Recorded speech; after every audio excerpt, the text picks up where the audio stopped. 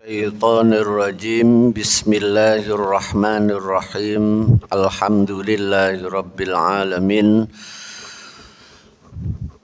Wassalatu wassalamu ala asyrafil anbiya'i wal mursalin sayyidil awwalina wal akhirin sayyidina wa maulana Muhammadin wa ala alihi wa sahbihi ajma'in. Amma ba'du, para bapak, para ibu sederek sedaya hadirin jamaah Masjid Syukri Adnan San Safira Sitakepung Buduran ingkang dirahmati Allah Subhanahu wa taala. Alhamdulillahirabbil alamin. Melanjutkan ngaji fikih damel panduan kitab Masailut Ta'lim, permasalahan-permasalahan, persoalan-persoalan yang disampaikan di dalam pengajaran. Niku maknane judul kitab Masailut Ta'lim. Sekarang wa yahrumu bil janabati, terkait keharaman bagi orang yang janabah, junub, hadas besar. Wa yahrumu lan haram bil janabati, sebab junub hadas besar, yaitu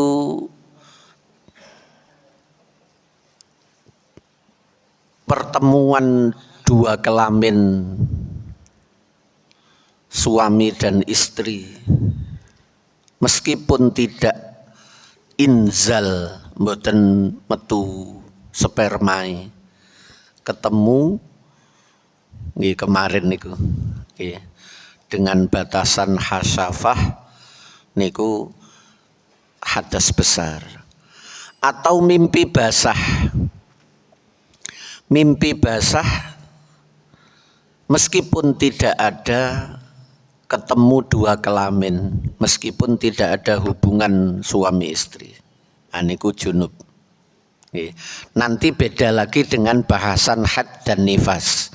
Itu juga hadas besar, tapi haramnya lebih banyak. Jadi nek hadas kecil niku haramnya 4, batal wudhu niku haramnya 4. Kalau junub haramnya 6, kalau had atau nifas haramnya 10. Nah ini tengah-tengah. Kalau melihat cara mensucikannya, hadas terbagi 2. Karena mensucikan hadas hanya 2, wudhu atau mandi. Kalau menghilangkannya dengan wudhu namanya hadas kecil, karena wudhu niku ringan. Kalau menghilangkannya dengan mandi niku besar, karena mandi lebih berat. Tapi kalau melihat kalau melihat apa saja yang diharamkan, hadas itu terbagi 3. Hadas asghar haramnya 4, batal wudhu tadi. Hadas ausat, lah yang sekarang niki ausat, tengah-tengah, yaitu haramnya 6. Hadas akbar haramnya lebih banyak lagi, yaitu 10, had dan nifas. Hadas ausat dan hadas akbar itu kalau melihat cara mensucikannya sama. Hadas ausat yang haramnya 6 itu cara mensucikannya mandi. Junub niku mandi juga cara mensucikannya. Hadas akbar, had dan nifas yang haramnya ada 10, itu cara mensucikannya juga mandi. Jadi kalau melihat wudhu atau mandi ya 2.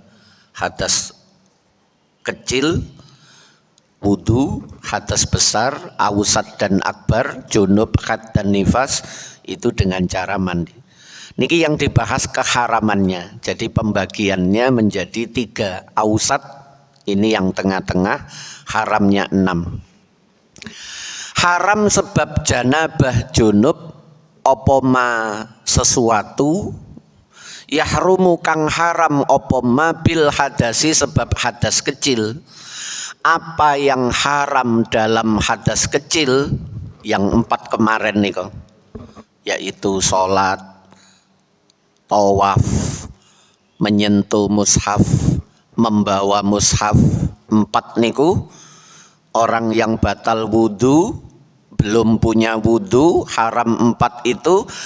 Pada haramnya junub 4 itu juga berlaku. Niku maksudnya wa yahrumu bil janabah ma yahrumu bil hadas. Apa yang haram sebab hadas kemarin, hadas kecil maksudnya, yang ada 4 itu, maka itu juga haram dalam sebab junub. Itu juga haram, tinggal 2.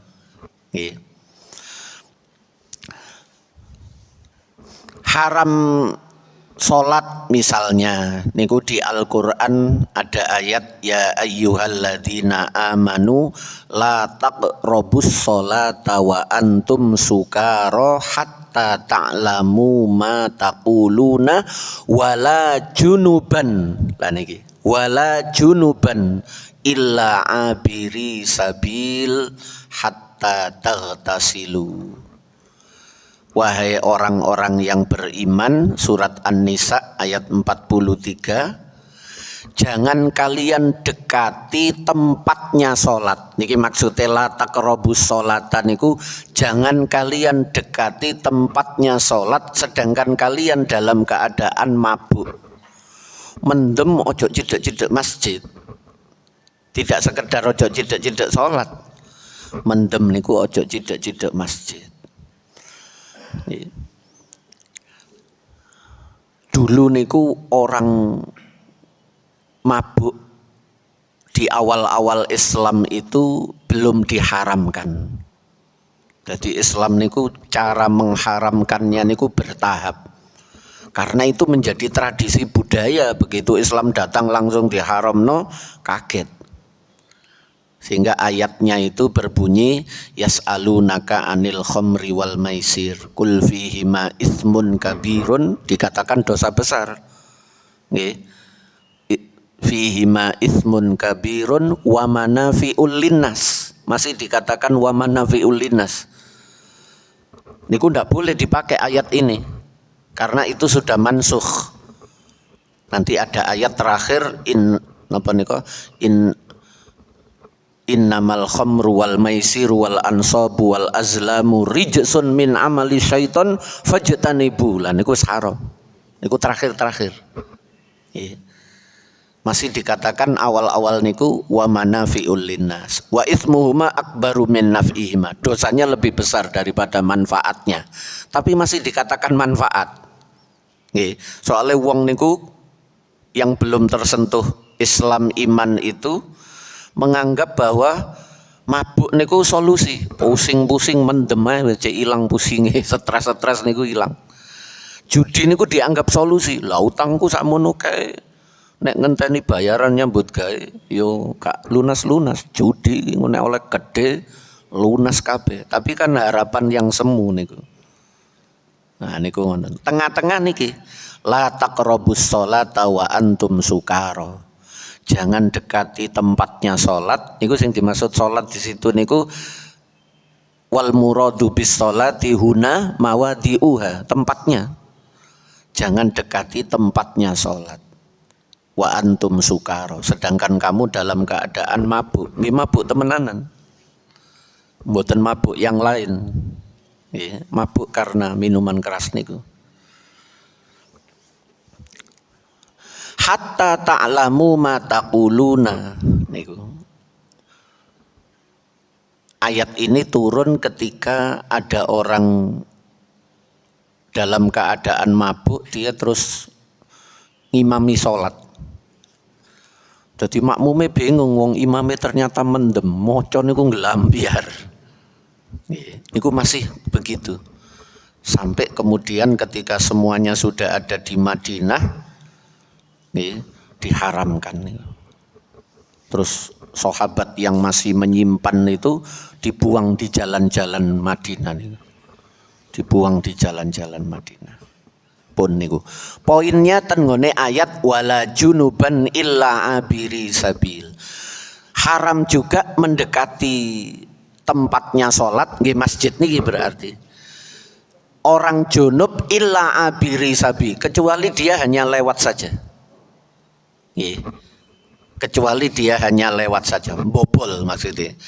Dari selatan ke utara, lewat tengah mriki misalnya. Nah itu junub ndak apa-apa kalau sekedar lewat wus ngoten. Nggih. Tapi kalau berdiam diri haram. Junub niku. Nggih.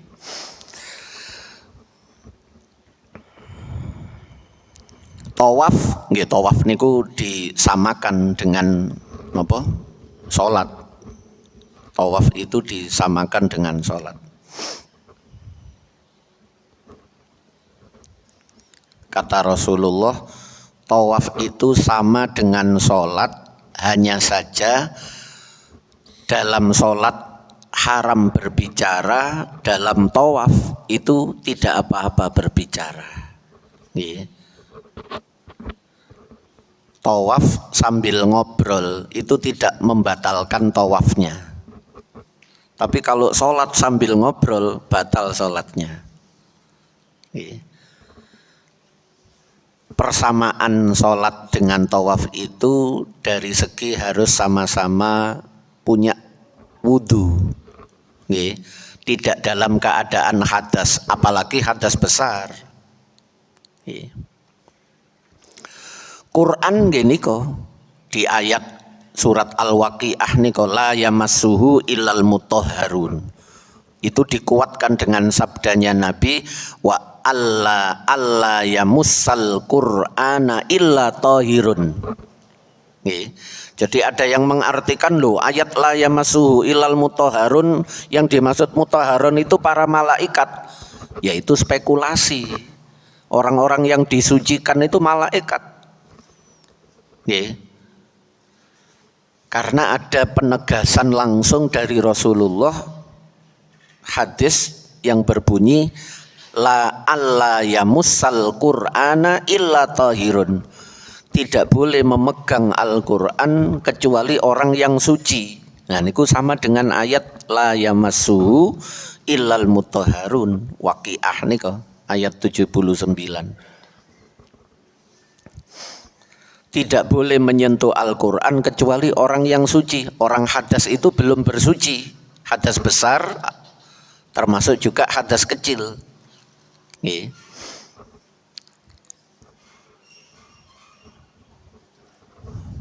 Membawa apalagi wong memegang saja ndak boleh, membawa itu lebih berat daripada sekedar menyentuh. Niku ngoten. 4 yang diharamkan sebab hadas kecil itu juga diharamkan dalam hadas besar. Wong kecil mawon haram, apalagi yang hadas besar. Ausat. Yang kelima kurang 2, ada 6. Yang kelima wa muktsun fil masjidi. Wa muktsun fil masjidi. Wa taraddada fihi li ghairi udhrin. Wa muksun fil masjidi, lan berdiam diri meneng fil masjidi ing dalam masjid. Ayatnya tadi niku.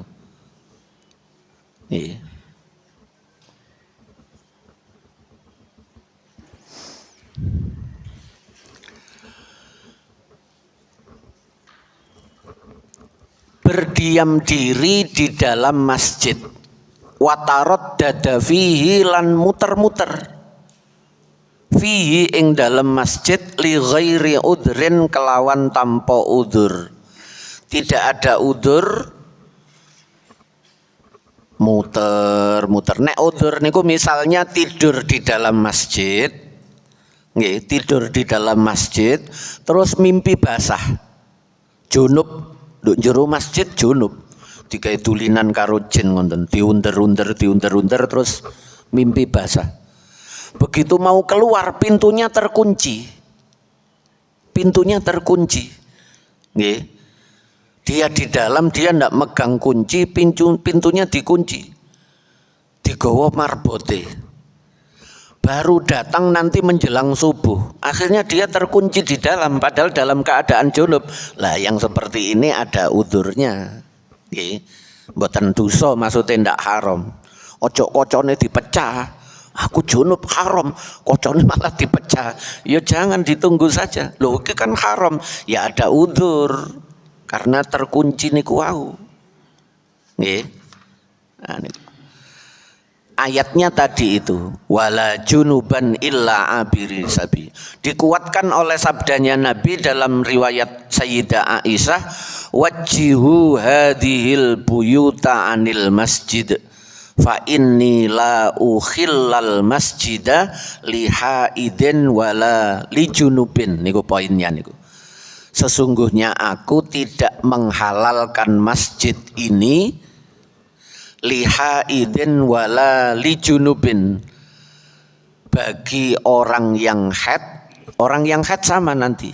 Yang 10 itu 6 miliknya junub itu juga haram bagi orang yang haid dan nifas. Nanti ditambah tambahan 4 lagi haram yang baru, yaitu nanti ditambah 4. Jadi hadas kecil 4, hadas tengah-tengah junub 6, berarti 4 hadas kecil niku ditambah 2, hadas akbar haid dan nifas 6-nya junub itu ditambah 4 lagi. Nah niki wa mukthun fil masjidi wa taraddada fihi li ghairi udrin, berdiam diri di dalam masjid. Kalau lewat saja seperti dalam ayat tadi illa abiri sabil, tidak dilarang, enggak haram. Wala yahrumu al murur biduni taraddudin au mukthin.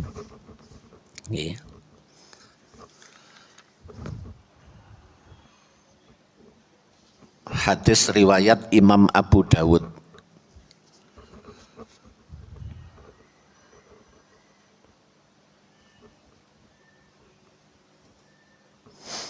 Termasuk udzur itu misalnya dia kalau meninggalkan masjid, dia barang bawaan banyak, dia tidur di dalam masjid. Lalu junub, kalau mandi harus keluar agak jauh kamar mandinya itu. Di masjid cuma ada tempat wudhu. Kalau mau mandi dia harus lebih jauh lagi. Kalau barangnya dibawa tidak memungkinkan karena dia ditinggal oleh teman-temannya. Dibawa sendirian tidak bisa, nunggu temannya kalau bawa semua. Kalau dia tinggal mandi, barang ini ditinggal di sini, dia khawatir nanti kalau hilang bagaimana. Lah itu juga termasuk udzur. Termasuk udzur itu khosya min khurujihi minal masjidi ala talafi nafsin au malin, hilangnya atau di luar banyak begal, banyak rampok, banyak pembunuhan. Kalau dia keluar, wah nanti tidak selamat. Dia sembunyi di dalam masjid. Terus junub pisan. Nah ngonten-ngonten itu darurat, udzur. Pun yang keenam, wa qiraatul Qur'ani biqasdil qiraah. Ini juga diharamkan. Wa qiraatul Qur'ani lan maca Qur'an. Nggih. Maca niki bukan berarti memegang. Tidak harus memegang. Meskipun tanpa memegang dengan hafalan. Qoro ayak qoro'u itu dalam bahasa agama itu maksudnya membaca dengan mengeluarkan suara yang bisa didengar oleh telinganya sendiri. Niku kiroah, membaca. Kalau kita itu kan kalau dikatakan membaca, niku ada tulisan yang dilihat, ya. Tapi kalau dalam bahasa agama, fikih, hadis itu ketika menyebut qoro'a itu membaca yang ada suara keluar yang terdengar minimal oleh telinganya sendiri. Tapi nek di batin boten haram, nggih. Dalam keadaan junub termasuk haid, nggih. Krungu masjid nyetel Quran Yasin misalnya, karena dia juga setengah hafal atau bahkan juga hafal, dia mengikuti kerungun itu kan atine melok nirokno runtutan ayat itu. Hatinya membaca, hatinya ndak lesannya, itu tidak termasuk yang diharamkan. Jadi orang yang hafal Quran kalau junub, kalau haid, terus dia itu deres nggih, tapi di dalam hati buatan haram. Tapi kalau sampai bunyi tabarakalladzi biyadihil mulku, ngetokno swara, haram. Tapi kalau di dalam hati saja tidak haram. Karena yang haram itu qiraatul Quran, itu pun biqasdil qiraah, dengan tujuan qiraah. Kalau tujuan berdoa boten. Orang junub baca doa Rabbana atina fid dunya hasanah wa fil akhirati hasanah wa qina adzabannar. Padahal itu kan di Al-Qur'an juga. Tapi dia niatnya kan tidak membaca Al-Qur'an, dia niatnya sedang berdoa. Rabbana hablana min azwajina wa dzurriyyatina qurrata a'yun waj'alna lil muttaqina imama. Niku di Al-Qur'an juga. Tapi dia maksudnya tidak membaca Al-Qur'an, maksudnya dia sedang berdoa. Wonten niku juga tidak diharamkan. Nggih.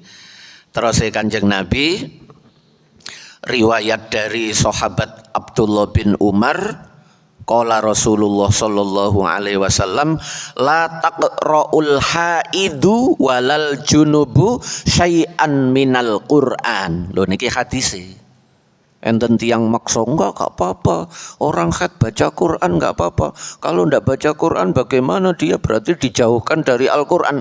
Lawang dawuhe Kanjeng Nabi dibantah gawe akal-akalan. Nggih. Terus ngaku-ngaku berdasarkan Al-Quran dan hadis, wah repot nggih. Sing penting tampil beda dengan umat. Oh, kabeh gak oleh, aku oleh. Nah niku bahaya. Nggih. La taqra itu artinya yang disuarakan. Kalau sekedar di dalam hati ndak haram. Nggih. Jadi orang-orang yang hafal Quran, oh saya haidnya itu lama. Haid saya itu bisa 10 hari. Kalau saya tidak murojaah, tidak ngelalar hafalan saya bisa hilang kalau sampai 10 hari. Ya di murojaah di dalam hati itu tadi. Koncone yang membaca, temannya yang membaca, atau MP3 atau YouTube nyetel ayat surat nopo, dia menyimak tapi tidak ikut bersuara, yaqra'u, ngetokno swara muni mboten. Nah itu bisa, itu tidak haram. Walaupun haid, walaupun junub, nggih, tidak haram. Nggih. Kalau yang hadas kecil kemarin membaca saja itu tidak haram, asalkan tidak ada menyentuh mushaf, tidak ada membawa mushaf. Nggih. Belum punya wudu, terus melok yasinan misalnya. Yasin kan Al-Quran, tapi dia belum punya wudu. Loh aku mang dorong wudu, ndak apa-apa. Asalkan tanpa memegang, wis aku moco ae nirokno bacaan imamnya, atau malah dikongkon ngimami mimpin Yasin tapi hafal tanpa membawa, atau temannya yang membuka, sampean sing buka yo, aku sing moco, tanpa memegang. Kalau hadas kecil hanya belum wudu saja, bukan junub, bukan haid, sekedar membaca, yang kemarin itu tidak diharamkan. Haramnya terkait Al-Quran cuma 2 kalau hadas kecil, menyentuh dan membawa. Tapi kalau junub terkait Al-Quran haramnya 3, menyentuh, membawa, membaca. Membaca niki meskipun tanpa menyentuh, meskipun tanpa membawa. Kalau junub membaca itu maksudnya tadi, kula ulang-ulang supaya jelas, yaitu sampai ada suara yang keluar yang minimal telinganya sendiri itu mendengar, niku termasuk membaca. Walaupun orang lain, lho wong dia lo gak kerungu, aku mocone lo liri, ya itu membaca. Kalau telinganya sendiri mendengar itu juga diharamkan. Tapi kalau di dalam hati tidak termasuk membaca, mboten termasuk qiraatul Quran. Pun itu yang keenam. Nggih. Banyak riwayat hadis mboten cuma niku tok. Nggih. Ada lagi dari Sayyidina Ali, nggih, radhiyallahu anhu, qala fil junubi la yaqra'ul Qur'ana wala harfan, nggih, ala kulli halin, ay iqra'ul Qur'an ala kulli halin malam takun junuban, nggih. Tidak boleh membaca Al-Qur'an meskipun satu huruf, nggih, selama orang itu junub, nggih, selama orang itu junub. Walaupun satu huruf diniatkan membaca Al-Qur'an. Kalau kita satu ayat lah mulai ketok, nek sak huruf gak ketok nek niku Quran, tergantung niatnya. Nggih. Niku hadis riwayat Imam Tirmidzi. Ada lagi Umar bin Khattab, nggih, annahu sami'a Rasulullah yaqulu li Umar.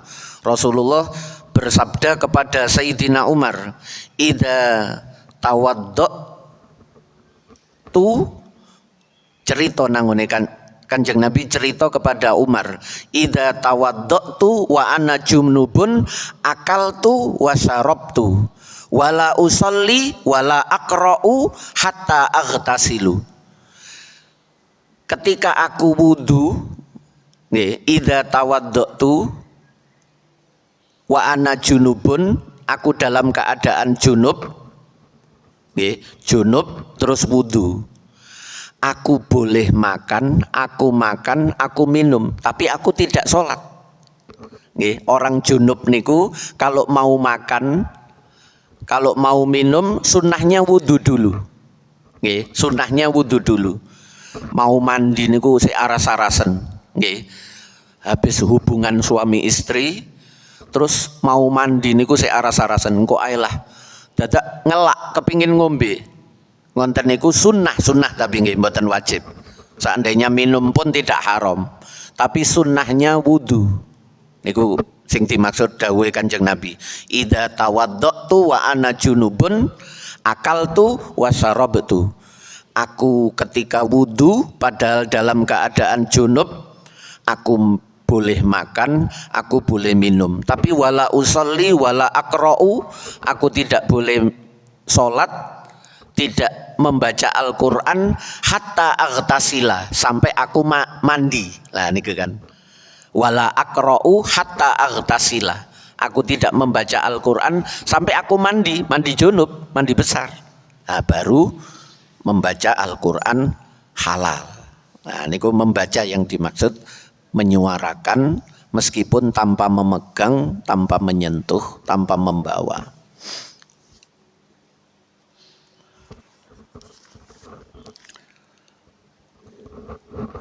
Pun faslun fi sifatil ghusli, fasal menjelaskan tentang sifat-sifatnya mandi, maksudnya tata cara mandi. Wa aqallul ghusli, utawi luweh kedhike mandi, minimal disebut mandi besar yang menghilangkan hadas junub atau haid atau nifas itu, minimal aqallul ghusli untuk bisa disebut sebagai mandi yang sah, menghilangkan hadas besar atau hadas ausat tadi, niyatu raf'il hadasati yang pertama. Niyatu raf'il janabati, yaiku niat ngilangake junub. Nawaitul husla li raf'il janabah. Misalnya kalau dilafatkan, niat itu di dalam hati. Nggih, tempatnya di hati. Dilafatkan itu untuk membantu hati. Nggih. Nawaitul husla li raf'il janabah. Wonten mawon ndak apa-apa. meskipun di dalam kamar mandi. Sing gak oleh nek ditambahi lillahi ta'ala. Lah lillahi ta'ala di hati saja. Nggih, kalau sudah terlanjur di dalam kamar mandi atau semuanya di dalam hati wis kadung nduk njero kamar mandi karena menyebut nama Allah, menyebut nama Rasulullah, nama-nama mulia, para malaikat, termasuk kitab-kitab sucinya Allah di tempat yang kotor seperti WC ngoten niku ndak boleh. Nggih, itu merendahkan. Jadi di dalam hati. Tapi kalau di luarnya boleh. Jadi niat itu di dalam hati, melafatkannya sunnah, menuntun hati. Tapi sunnah pun delok panggonane. Nggih. Au fardhul husli, atau niat fardunya mandi. Nggih, nawaitul husla fardhal lillahi ta'ala niku wis cukup. Karena mandi yang fardu itu mandi janabah, mandi junub. Kalau mandi sehari-hari niku sunnah wonten mawon cek bersih. Nggih. Itu sunnah. Tapi kalau junub itu fardu. Sehingga niatnya nawaitul husla fardhal lillahi ta'ala sudah sah. Auraf al hadasi, ditambahi hadas akbar niku. Nggih. Wa nahwa dzalika. Kita komplit nawaitul husla liraf pun husla niku padahal. Dalam rangka apa mandiku? Liraf il hadasil akbari, ditambahi lagi fardhal lillahi ta'ala. Tanpa fardu pun kalau liraf il hadasil akbar itu ya berarti wajib. Tapi ditegaskan fardhal lillahi ta'ala. Wes tambah, mantap tambahan. Niat yang pertama itu. Sebab innamal a'malu bin niat. Amal itu tergantung niat. Fungsinya niat itu banyak. Di antaranya membedakan ini kebiasaan, adat sehari-hari, atau ini bagian dari ibadah, menghilangkan hadas supaya diperbolehkan sholat. Itu titik pembedanya ada di dalam niat. Kalau tanpa niat mandi, ya jangan-jangan itu mandi sehari-hari. Kalau mandi sehari-hari ya terserah, tidak ada kewajiban bagaimana cara mandinya. Tapi kalau mandi junub, mandi menghilangkan hadas besar, tidak sekedar mandi biasa, ada kewajibannya, yaitu yang kedua niki, wasti'abu jami'i sya'rihi wa basyarihi. Meratani kelawan banyu maksudnya. Ing sekabehane rambute wong lan kulite wong, meratakan air ke sekujur tubuh, rambut maupun kulitnya. Harus rata. Kalau mandi sehari-hari kita niku kepala ndak harus dibasuh. Aku wingi wis keramas meneh ae, rong dina pisan keramase. Sehingga rambutnya ndak disiram, ndak masalah karena bukan menghilangkan hadas besar. Tapi kalau mandi junub harus disiram, harus basah rambut itu, terbasuh oleh air. Nah, itu termasuk perbedaannya. Di samping niat, meratakan air ke sekujur tubuh, rambut maupun kulitnya, itu menjadi kewajiban yang kedua. Jadi fardunya mandi itu ada dua, mandi besar nih, mandi dalam rangka menghilangkan hadas besar, termasuk haid dan nifas. Itu dua, satu niat, dua meratakan air ke sekujur tubuh, rambutnya maupun kulitnya. Kalau ada satu bagian saja yang sengaja dia tahu ditinggalkan atau karena kecerobohan, terus hadis Sayyidina Ali ini kok, man taraka maudi asya'aratin lil janabah fa'alallahu hakadha hakadha. Siapa yang meninggalkan satu rambut saja, sehelai rambut saja, tidak dibasuh padahal junub, Allah akan memperlakukan dia, maksudnya memberi hukuman, hakadha hakadha, begini begini begini.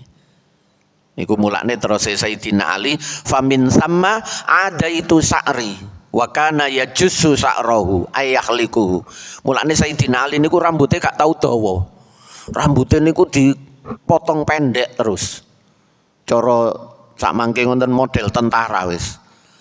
Niku nek mbasuh gampang, wis gampang rata. Tapi nek rambutnya panjang, lah niku engko ada kemungkinan harus lama meratakan basuhan ke rambut niku lama. Famin sama ada itu sa'ri. Mungsuku tak rambutku tak mungsuhi. Maksudnya tak mungsuhi niku ya jussu sa'rahu ayahlikuhu. Gak kena dawa titik potong, dawa titik potong. Wonten Sayyidina Ali seneng motong rambut. Dalam rangka niku menghindari dawuhe Kanjeng Nabi man taraka maudi asyaratin min janabah lam yusibhal ma'u fa'alallahu bihi kada wa kada minan nar. Nggih, enten tambahane minan nar. Siapa yang meninggalkan satu tempat rambut saja dari mandi junub tidak dia kenakan air, boten kena banyu, Allah akan mengadabnya dengan begini dari siksa neraka. Wah niku mulane Sayyidina Ali rambutnya pendek terus. Niku janabah. Ada lagi fungsinya niat niku adalah membedakan fardu dengan sunnah. Nggih. Jadi membedakan mana wajib, jadi marotibul ibadah. Derajat ibadah itu ikut fardu atau sunnah. Nah niku niat yang membedakan. Oke. Sama-sama 4 rakaat. Kalau siang itu kan boleh 4 rakaat sholat sunnah itu. Boten 2 rakaat salam, 2 rakaat salam, langsung 4 rakaat. Itu yang membedakan niatnya. Iki duhur qobliyah apa sholat duhur fardu. Nah, niatnya itu yang membedakan. Nggih, kalau kita sudah terbiasa kalau sunnah 2 rakaat, 2 rakaat, 2 rakaat. Aslinya 4 rakaat sekali salam pun boleh. Nggih, niku istimewa ulama kita niku ngoten nggih. Ulama kita niku walaupun di sana asale syariat niku boleh begini, boleh begitu, tapi begitu diajarkan kepada masyarakat sesuatu yang menimbulkan napa? Kegaduhan, keributan, kebingungan itu kemudian tidak diajarkan. Dipeleno sing langsung mateng api-api ae, sing gak nggarai bingung. Niku ciri khas ulama kita itu begitu. Itu dampak baiknya adalah ulama niki lebih tertata. Tapi kekurangannya sing gak ngerti salah fahaman yo gampang salah paham. Gak ono ngono iku padahal ada 4 rakaat langsung 1 kali salam. Sama dengan solawat dengan solat niku. Niku kan membingungkan bagi orang awam. Nggih, karena solat itu bisa kepada Allah di Al-Quran disebut dengan solat, bisa kepada Rasulullah di Al-Quran juga disebut dengan solat. Innallaha wa malaikatahu yusholluna. Yusollu niku nggih solat. Sholla yusolli kalau jamak yusollu. Yusollu niku nggih Allah dan para malaikatnya sholat. Tapi kalau kita sebut kepada Allah sholat, kepada Nabi sholat, nanti orang pikirannya lu gak syirik kah? Wonten. Padahal sholat itu nanti dalam pengertian yang sendiri-sendiri. Tidak sama meskipun diredaksikan sholat. Kepada orang Islam juga sholat. Wa sholli alaihim inna sholataka sakanul lahum. Muhammad, sholatlah kepada umatmu. Sholli alaihim inna sholataka, sesungguhnya sholatmu, sholataka sakanul lahum, menentramkan mereka. Di situ artinya doa. Doakan umatmu, karena doamu kepada umatmu itu menentramkan mereka. Wasolli, niku Quran gak bahasa sholat. Allah kepada kita juga sholat. Huwaladzi yusolli alaikum wa malaikatuhu liyukhrijakum minad dhulumati ilan nur wa kana bil mu'minina rahima. Tapi kan masyarakat kita kalau disebut ayo sholat kepada Rasulullah, loh kepada Rasulullah kok sholat? Akhirnya nek kepada Rasulullah disebut sholawat. Padahal sholawat itu jamaknya sholat, sholatun mufrad 1. Kalau jamak sholawatun. piro-piro sholat. Ya.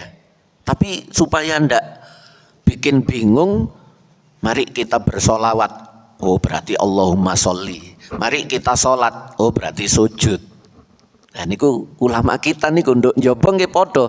As-sholatu wassalamu alaika ya Rasulullah. As-sholatu, salat kepada Rasulullah. As-sholatu, as-sholatu sama dengan as-sholatu jami'ah.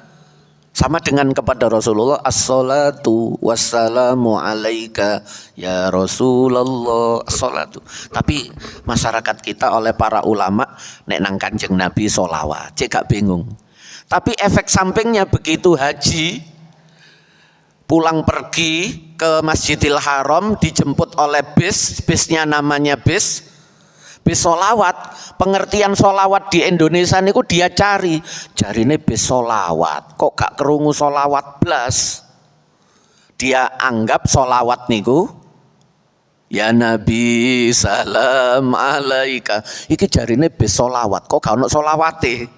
Padahal maksudnya bis solawat itu bis yang mengantarkan sholat 5 waktu niku. Sholat 5 waktu niku dijamakno solawat.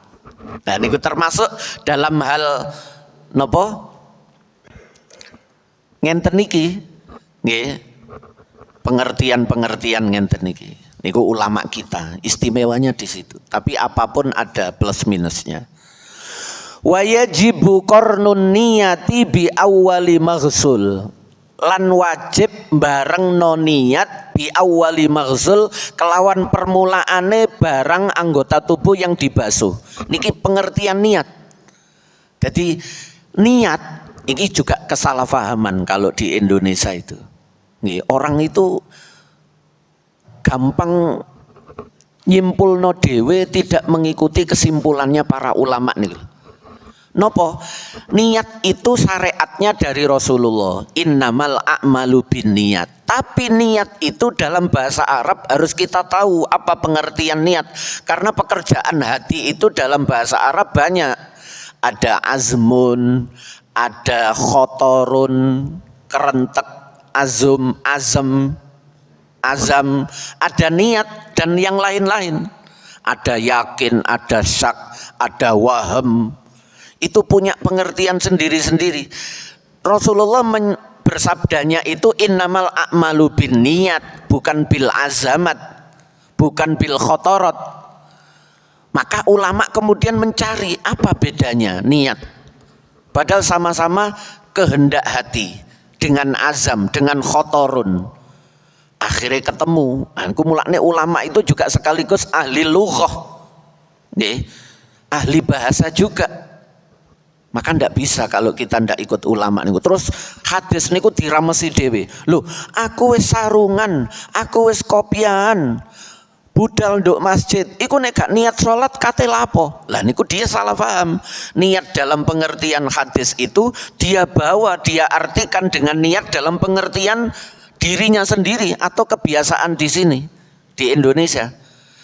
Karena niat itu juga sudah diserap menjadi bahasa lokal. Orang Indonesia, wong Jawa yang mengenal kata niat. Tapi dalam pengertian yang kadang-kadang berbeda dengan yang dimaksud di dalam hadis. Niku lho sing sering nyeleot niku. Sarungan kopian budal nduk masjid niku dianggap wis niat salat. Padahal niat niku qasdul fi'li makrunah bi fi'lihi. Menyengaja sesuatu yang disertai dengan melakukan bareng. Nek mboten bareng disian nyengojoy, itu namanya tekad. Bahasa Arab azam. Kalau dari rumah sarungan kopian itu durung niat, itu dalam bahasa hadisnya itu azam, baru bertekad ke masjid. Niat itu ketika Allahu Akbar, itu di hati sadar bahwa dia itu sholat subuh, ada istighdharul qalbi. Di situ niat yang bareng dengan permulaan mengerjakannya, makrunatun bi fi'li. Makanya ketika mandi niatnya niku nggih waktu mbasuh niku. Waktu mbasuh Biar niku jenengan sadar bahwa membasuhkan air itu adalah dalam rangka mandi besar, walaupun tidak dilafatkan. Jangan salah paham kok dikira kudu karo muni. Biar nawaitul husla li rafil hadbatan. Maksudnya kita sadar bahwa menyiramkan air ke tubuh itu adalah menghilangkan hadas besar. Iki mandi junub iki. Ada kesadaran begitu. Tapi kalau tidak ada kesadaran, panas nggih, sumuk-sumuk cegar cekur. Pikirane niku sumuk tok niku awake gemrodos keringet terus waduh rek keringet. Padahal junub juga dia. Tapi dia fokusnya ke meringet niku. Akhirnya mandi. Wih, cek segerek. Begitu mandi selesai, loh aku malah junub pisan sih. Nah, itu berarti mandinya tadi tidak ada kesadaran bahwa dalam rangka menghilangkan junub. Yang dia pikirkan sumuk kemeringet iku mang lho gak enak nduk awak aku adus. Berarti fokusnya di situ lah. Itu niatnya berarti di situ. Tidak ada sama sekali niat untuk menghilangkan hadas. Berarti ya belum hilang hadas junubnya. Atau ingatnya di tengah-tengah. Loh, aku durung. Aku ya junub ya. Sehingga basuhan yang pertama tadi sampai pertengahan itu tidak dihitung, diulang lagi yang belum dibasuh dengan niat niku. Ah niku niat niku ngonten nggih. Jangan disamakan dengan kalau di sini niat niku akeh. Koncone klem napa pelan-pelan ayo banter rodok banter titik gak niat iki. Nggih. Kurang semangat niku dibahasakan dengan gak niat. Kalau dalam pengertian kita bisa berbeda. Sangat banyak seperti itu bahasa serapan nih kalau nggih. Bahasa serapan mengambil dari bahasa lain, terutama bahasa Arab, ketika masuk Indonesia maknanya berubah. Contohnya lagi kalimat. Kalimat itu dalam bahasa Arab niku kata. Satu kata niku namanya satu kalimat. Tapi kalau di Indonesia kalimat itu susunan rangkaian kata. Kalau susunan rangkaian kata dalam bahasa Arab itu namanya kalam. Kalimat itu satu, kalau sudah terangkai itu namanya kalam. Kalau kita, kalau satu itu kata, kalau sudah terangkai kalimat. Lah, sama-sama kalimat tapi sudah berbeda. Yang ini satu kata, yang ini rangkaian kata. Lah niku itu kalau tidak terkait syariat, fikih dan lain-lain mboten masalah. Tapi kalau terkait hukum, dia mengambil Quran, dia mengambil hadis, tapi dia terjemahkan menurut definisi Indonesia atau cara berpikirnya sendiri, tidak mengikuti lughah Arabiyahnya itu. Bahasa Arab itu artinya apa itu? Nah, ngonten-ngonten itu kadang menimbulkan kesalahpahaman gara-gara Quran hadis difahami dengan bahasa lokal karena sudah ada di sini serapan, padahal maknanya bergeser. Beda pun nggih wasunanuhu sunnah-sunnahnya mandi besok pertemuan yang akan datang. Wallahu a'lamu bissawab. Al-Fatihah.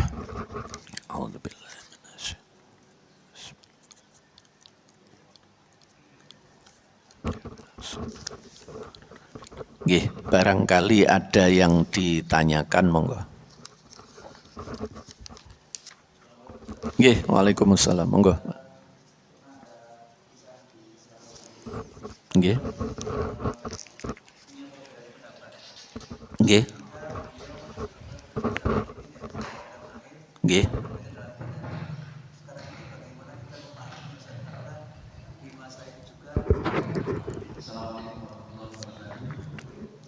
Salam.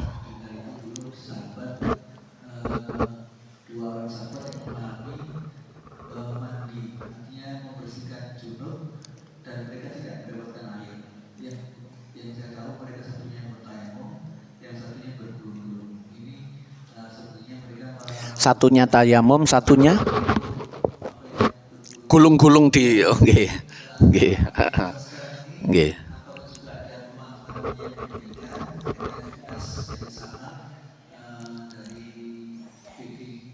Nggih. Nggih. Nggih. Nggih. Nggih, waalaikumsalam. Nggih. perbedaan itu adalah sebuah keniscayaan, nggih. Tetapi berbeda itu ada berbeda yang ditoleransi kebenarannya, ada yang berbeda yang tidak ditoleransi kebenarannya. Istilah agamanya itu beda yang muktabar dengan beda yang ghairu mu'tabar. Perbedaan yang dianggap sah sebagai suatu perbedaan, ada yang perbedaan tidak sah, boten levelnya. Kalau ulama antara Imam Syafi'i dengan Imam Maliki, atau antara Imam Romli dengan Imam Nawawi, atau dengan Imam Rafi'i dengan Imam Nawawi, atau Ibnu Hajar dengan Imam Romli, lah niku para ulama berbeda, masing-masing memahami sumber dalil yang valid, hanya beda sudut pandang saja. Tapi kalau beda dengan kita orang awam, lalu menyelisih pendapatnya raksasa-raksasa pakar itu, loh Imam Syafi'i begitu, saya boleh dong beda pendapat dengan Imam Syafi'i, lah dheweke iki sapa? Nah itu kadang orang itu kebablasan, tampil beda tapi tidak sadar yang dia hadapi berbeda itu dengan siapa. Beliau itu memahami dengan nas-nas yang cara pemahaman yang benar, nah, kita memahaminya kadang gak paham, wis pokok tampil beda saja. Kalau di zaman-zaman awal, zaman Rasulullah, lebih sangat banyak sekali perbedaan-perbedaan itu. Karena seringkali Rasulullah itu hanya menyampaikan secara umum saja. Itu bukan karena tidak disengaja, memang sengaja, nih, supaya memberikan keluasan, nih, supaya memberikan keluasan. Jadi bahasa umum, bukan bahasa spesifik mendetail, itu kadang memang disengaja untuk memberi kelonggaran sehingga di situ nanti ada perbedaan. Lah nanti ketika ada perbedaan, kalau memang perbedaannya itu sangat menyimpang, itu Rasulullah nanti akan membenarkan, meluruskan. Oke, termasuk yang seperti itu tadi. Sing golong-golong itu terus yojok re, yojok golong-golong. Oke, tayamum itu penggantinya wudhu, penggantinya mandi. Dia memang disetting sederhana. Kalau wudhu, kalau mandi sekujur tubuh. Wudhu itu hanya perwakilan 4 anggota tubuh. Wajah, tangan, kepala, kaki, itu yang wajib. Perwakilan karena lebih ringan. Maksudnya memang untuk meringankan. Kalau tayamum itu lebih ringan lagi karena tayamum itu bersuci yang sifatnya darurat. Kalau tidak darurat tidak boleh tayamum. Entah karena tidak ada air atau karena sakit yang tidak boleh menyentuh air. Lah ini orang yang butuh pertolongan darurat. Berarti ya jangan dibuat sama dengan orang yang normal. Kalau yang normal itu 4, kalau tayamum 2, wajah dan tangan saja. Dan itu berlaku untuk semuanya, baik pengganti wudhu maupun pengganti mandi. Junub yuk gak kudu gulung-gulung koyok kucing. Lah itu ketika terjadi penyimpangan yang fatal, Rasulullah kemudian meluruskan. Tapi kalau tidak, itu dua-duanya dibenarkan. Nggih. Kula ngenten Kanjeng Nabi, kula ngenten Kanjeng Nabi. Ya wis, gak apa-apa, wonten ndak apa-apa. Niku biasanya begitu. Lah era ulama itu yang seperti itu juga banyak. Banyak. Tapi tadi itu kalau bedanya itu misalnya niki yang kelihatan mencolok sekali ya. Hadis idza walaghal kalbu fi ina'i ahadikum falyuriqhu thumma liyaghsilhu sab'an ikhdahunna biturab. Kalau ada anjing menjilat wadah kalian, maka buang isinya lalu basuh 7 kali, salah satu dicampur dengan debu. Sudut pandang Imam Syafi'i iki najis, namanya mughalladho. Karena harus pakai 7 kali basuhan, karena harus dicampur dengan debu, berarti ini najis berat. Kalau sudut pandangnya madzhab Maliki, Imam Malik, loh ikut duduk krono najis. Wong hewan iku lho, anjing iku lho suci. Hewan itu karena madzhab Maliki itu memandang semua hewan selama masih hidup, termasuk anjing dan babi sekalipun itu suci. Kullu hayyin thahir. Ada kaidah mereka itu setiap yang masih hidup itu hukumnya suci, baru najis kalau sudah bangkai. Buktinya apa? Buktinya anjing itu dibawa oleh Ashabul Kahfi. Buktinya anjing itu di zaman Rasulullah, di zaman dulu dipakai untuk berburu dan itu hasilnya halal. Di Al-Quran ada ayat mukallabin, hewan yang terlatih itu dibahasakan dengan hewan yang seperti anjing, disebut mukallabina, hewan yang terlatih. Pakai bahasa anjing, kalbun mukallabin. Artinya anjing itu tidak masalah. Loh, lah kenapa harus 7 kali dicampur dengan debu? Kalau memang itu tidak najis, yaitu ta'abbud saja, ta'abbudi, yaitu perintah agama saja kita mengikuti, tapi bukan berarti itu najis. Karena kalau najis dibasuh sekali lalu hilang, jenenge wis hilang ya wis gak ono najise. Kenapa harus 7? Yuk kita sekedar mengikuti perintah Rasulullah. Kalau najisnya dibasuh sekali hilang ya sudah, berarti tidak hilang. Misalnya kotorane nggih. Ada lagi yang hanya jilatannya saja. Loh hadisnya kan idza walagha, berarti jilatan saja. Kalau keringatnya menyentuh kulitnya, wah niku ulama niku iso. Tapi kita niki nduk Indonesia sudah populer dengan cara pandang madzhab Syafi'i, nggih pun nyoba-nyoba yang lain jenengan iso dimungsuhi wong kok nggih ya. Moro-moro nang dinding gendong asu. Memakai sudut pandang madhab yang lain tadi, sementara di Indonesia itu kadung sangat populer pakai sudut pandangnya madhab Syafi'i bahwa anjing itu betul-betul najis mughalladha. Madhab Maliki tidak ada pembagian mukhaffafa, mutawassito, mughalladha, tidak ada. Najis ya najis ngonten mawon, tidak ada pakai mughalladha. Istilah mughalladha mukhaffafa niku cara madhab Syafi'i. Oke, lah itu sangat berbeda. Yang satu mengatakan najis, yang satu hanya ta'abbud saja. Sama dengan sholat. Kenapa subuh 2, kenapa zuhur 4? Apa gak perlu ono peningkatan? Mosok aku kat cilik rek subuh kat biyen kok 2 rakaat ae. Tak peningkatan lah. Katanya hari ini harus lebih baik daripada hari kemarin. Mosok kat biyen 2 rakaat ae, tak tingkatno 4 rakaat. Nggih gak boleh, karena itu ta'abbud. Tuntunannya begitu ya begitu, termasuk dalam hal membasuh 7 kali dicampur debu niku, itu sudut pandangnya madzhab Maliki, yaitu hanya perintah saja, kita harus ikuti sami'na wa ata'na ghufranaka rabbana wa ilaikal masir tadi itu. Tapi itu bukan berarti najis, karena kalau najis itu harus kalau najis itu ya sekali basuhan hilang ya berarti sudah selesai. Kenapa harus 7? Wonten niku kata mani misalnya. Mani itu dalam madzhab Syafi'i suci. Karena asalnya manusia itu dari mani. Kalau mani itu najis, menungso iki najis kabeh. Tapi madzhab Hanafi, mani itu najis. Dalile nopo? Dalile ketika Rasulullah mau sholat, bajunya ada mani, oleh Sayyidah Aisyah dikerok. Dikerok niku kalau pakai sudut pandang Hanafiyah itu berarti najis. Kalau tidak najis kenapa harus dikerok? Ya dipakai saja. Nggak pakai dikerok. Dikerok itu berarti bermasalah. Harus dihilangkan. Mulane madzhab Hanafi itu menghilangkan najis tidak harus dengan air. Yang penting hilang. Nek madzhab Syafi'i harus dengan air karena Al-Qur'an menjelaskan ma'an liyutahhirakum bih. Air itu yang bisa liyutahhirakum bih, yang bisa dipakai untuk bersuci air. Selain air itu cabang, boleh kalau ada tuntunan tayamum, karena ada tuntunan maka debu bisa dianggap mensucikan. Cawik dengan batu, karena ada tuntunan maka cawik istinja itu boleh dengan batu. Tapi cawik tok, kalau selain cawik tidak boleh, harus dengan air. Kalau madzhab Hanafi, wis talah, sing penting najisnya iku hilang. Nek hilang berarti najisnya nggak ada. Kalau nggak ada berarti ya nggak ada najis. Kalau nggak ada najis berarti suci.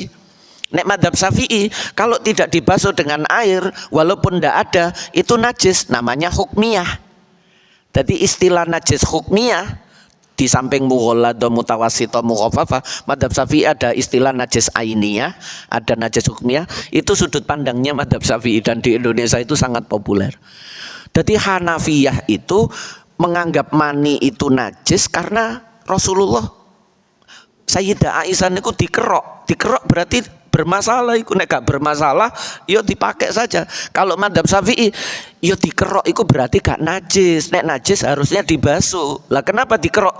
Yo isin rek mosok sembayang terus kelambine ono blentong-blentong mani ngono iku yo isin dikerok. Niku maksudnya cek gak nggarai tanda tanya makmum burine lho, imam iku apa iku kok kaku-kaku ono putih-putih wih mani iku wonten iku nggarai wong gak khusuk. Tapi bukan berarti najis. Lah niku dari riwayat hadis yang sama itu bisa menimbulkan kesimpulan hukum yang berbeda karena sudut memahaminya berbeda. Tapi kalau yang berbeda itu raksasa-raksasa pakarnya, nggih kita menerima karena beliau memang pakare, memahaminya itu dengan kaidah-kaidah yang benar, mboten angger tampil beda saja. Nah niku seperti itu nggih. Sampun. Nggih, Pak. Kadung ngajeng nggih. Mboten apa nggih, rada niki subuhe maju dadine durung 5:30 tapi koyoke wis siang nggih. Nggih. Assalamualaikum. Waalaikumsalam. Nggih. Saya bertanya pengalaman saya sendiri, yaitu kalau saya sholat, nggih, sholat bersolat, kuping saya berdiri kemudian berguru tapi itu kuping saya. Nggih. Nah itu kuping saya kemudian kalau saya bantai enak.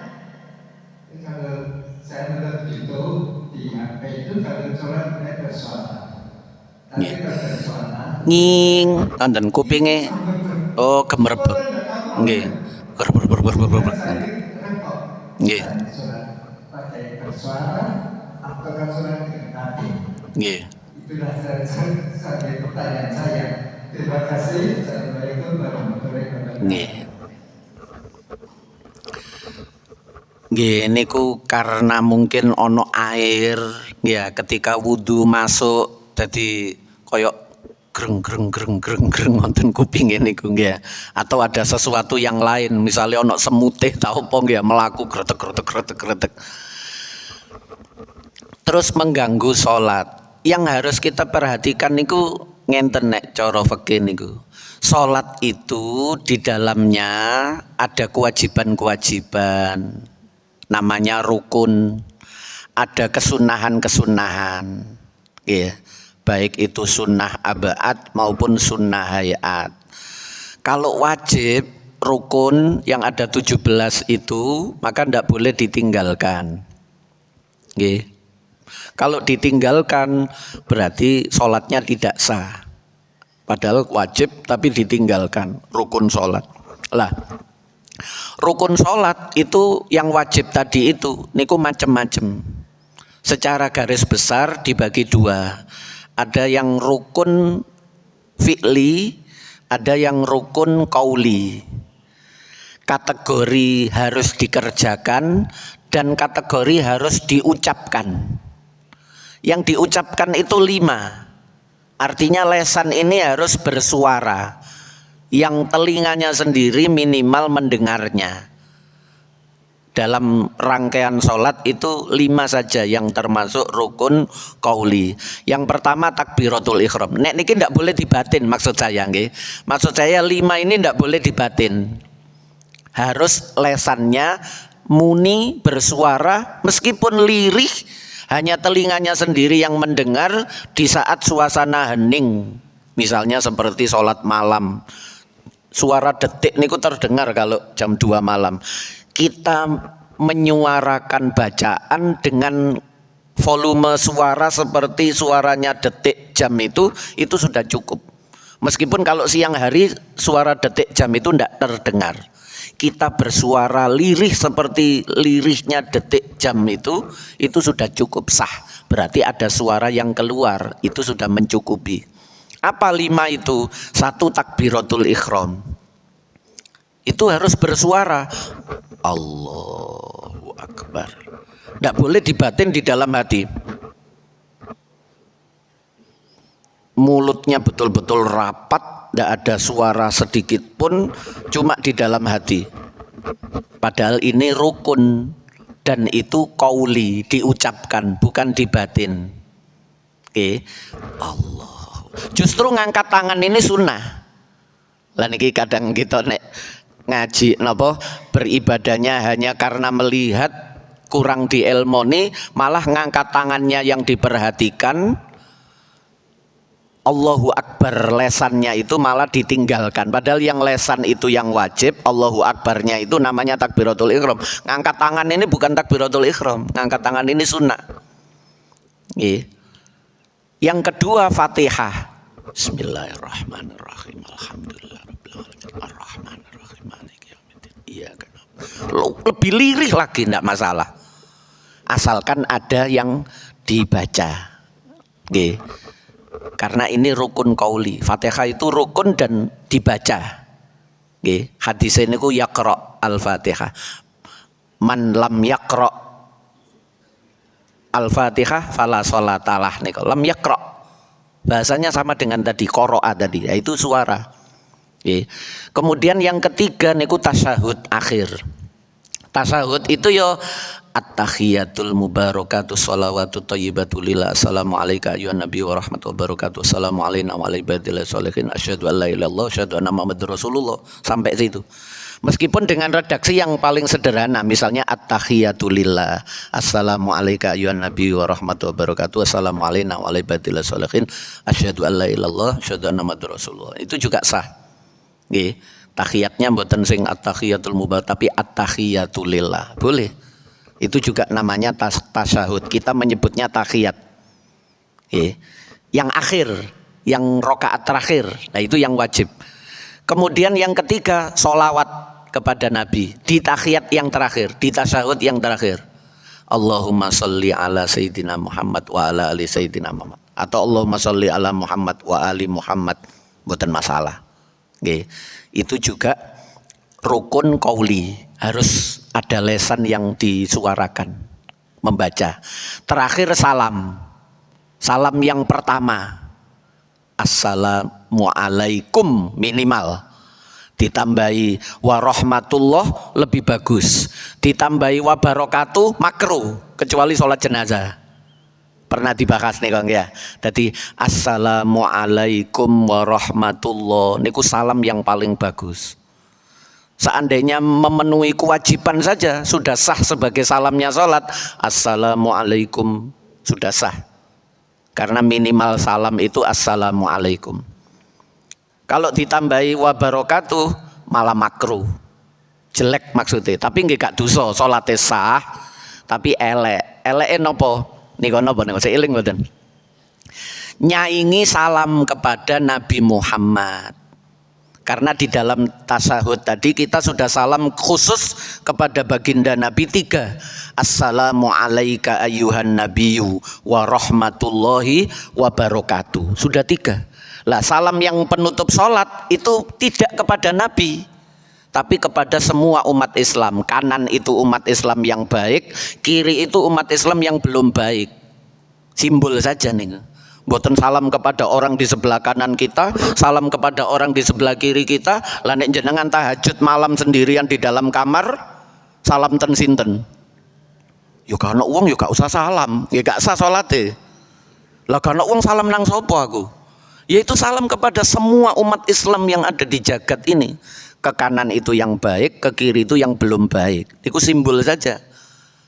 Gak usah ngenteni dijawab. Waalaikumsalam. Wah tambah wedi tenan. Ditambahi wabarakatuh niku makruh karena perintahnya Quran begitu. La taj'alu du'a ar-rasuli bainakum ka du'a ibadikum ba'da. Surat An-Nur ayat berapa niku nggih. Jangan jadikan sama doa kepada Nabi. Doa itu bisa bermakna dua. Bisa bermakna mendoakan, bisa bermakna memanggil. Doa niku, dakwah itu memanggil. Doa, doatun. Para pendakwah niku jamaknya doatun. Da'a, yad'u, dakwah, da'a, yad'u, doa. Beda masdar, beda makna. Jangan mendoakan Nabi dengan doa yang sama ketika kalian mendoakan sesama ba'dukum ba'du. sesama kalian. Kalau Nabi 3, kepada yang lain 2 saja, jangan dijadikan 3, gak sopan. Gak usah nang Nabi, biasanya kalau nerang nang wong tua mawon. Kalau kita memberi kepada orang lain, terus kita juga memberi orang tua, pemberian kepada orang tua itu kita samakan atau kita istimewakan? Pasti dilebihkan kepada orang tua itu adab. Apalagi ini kepada Rasulullah. Mulane jenengan rungokno salame wong salat sak jagat niki. Kecuali sing ngakal-ngakal dhewe mang. Lah apa sih gak ditambahi wa barakatuh. Lah enak sih ndongakno sempurna. Wah tak tambahi ae. Lah niku ngakal dhewe. Padahal nduk ndi-ndi jenengan nek krungu nduk Masjidil Haram, nduk Masjidil Aqsa, nduk Masjid Nabawi, dimanapun di negeri manapun, salam salat niku mesti mek loro tok. Assalamualaikum warahmatullah. Assalamualaikum warahmatullah. Gadek wa barakatuh. Soalnya sekali ditambahi wa barakatuh berarti madakno salam nang Nabi tadi yang sudah komplit 3 dengan salam yang sekarang kepada selain Nabi. Gak sopan ngoten niku. Wong Nabi ne karo liyane Nabi dipadakno. Bu, wong-wong tak kei 50.000 Bu tak dumi ku mang. Iki sampean Bu tak kei 50.000 sama. Lho ya apa sih nek aku iki ibumu kok mbok padakno karo wong-wong. Mesti elek nggih. Ya ibuke kayak 5 juta ngono, wong-wong kayak 50.000, ibuke kayak 5 juta. Iki baru anak bagus iki ngoten. Nggih. Niku ngoten. Dadi kalau yang rukun qauli ndak boleh dibatin. Kalau yang lain sunnah misalnya subhana rabbiyal azim niku sunnah, dibatin ndak apa-apa. Rabbana lakal hamdu niku dibatin ndak apa-apa. Subhana rabbiyal a'la dibatin ndak apa-apa. Tapi kalau rukun yang 5 tadi harus diucapkan walaupun liri. Nggih, sampun ditutup kafaratul majelis.